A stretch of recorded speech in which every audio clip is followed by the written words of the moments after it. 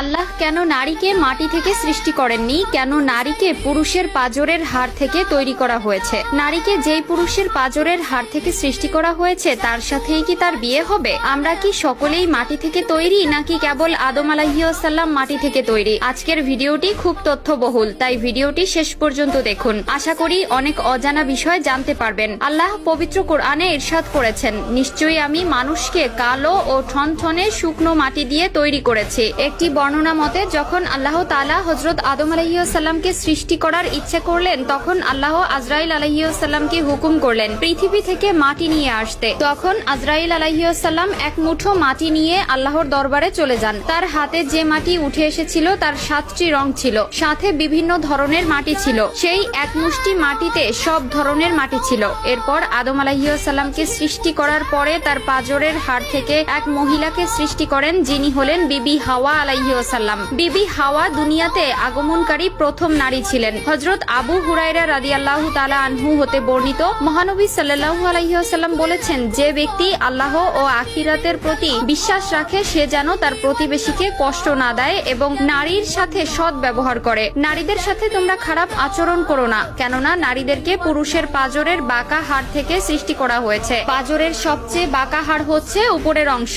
একে সোজা করার চেষ্টা করলে ভেঙে যাবে এবং যেমন আছে তেমন রেখে দিলে তা বাঁকাই থেকে যাবে। অতএব নারীদেরকে ভালো ওসিয়তের মাধ্যমে সংশোধন করো। নারীদের সাথে শিশুদের মতো ভদ্র আচরণ করা উচিত। আল্লাহ তাআলা পবিত্র কোরআনে ইরশাদ করেন, পুরুষরা নারীদের উপর কৃতিত্বশীল, অর্থাৎ পুরুষ নারীর অভিভাবক। পুরুষরা নারীর প্রতি দায়িত্বশীল হবে, এটা স্বয়ং আল্লাহ তাআলার বিধান। পুরুষরা হবে ঘরের কর্তা আর নারীরা হবে তার অধীনস্থ। মহান আল্লাহ তাআলা নারীদেরকে পুরুষের জন্য সৃষ্টি করেছেন, তাই পুরুষদের প্রতি নারীর আনুগত্য বাধ্যতামূলক। এই থেকে একটি বিষয় পরিষ্কার যে স্বামী স্ত্রীর অধিকার এক নয়, বরং নারীর চেয়ে পুরুষের অধিকার সবচেয়ে বেশি। এটা মোটেও নারীর প্রতি অবিচার বা অন্যায় নয়। এখন প্রশ্ন হলো, প্রত্যেক নারীকে পুরুষের পাঁজরের হাড্ডি থেকে তৈরি, নাকি কেবলমাত্র হাওয়া আলাইহিসসালামকে হযরত আদম আলাইহিসসালামের পাঁজরের হাড় থেকে তৈরি করা হয়েছে? অগ্রাধিকার মত হচ্ছে শুধুমাত্র প্রথম মানব আদম আলাইহিসসালামকে মাটি দিয়ে তৈরি করা হয়েছে। মাটির তৈরি খাবার খেয়ে মানব দেহ গঠিত হয়। এই প্রসঙ্গে সূরা তোহার একটি আয়াত থেকে সিদ্ধান্ত নিয়েছে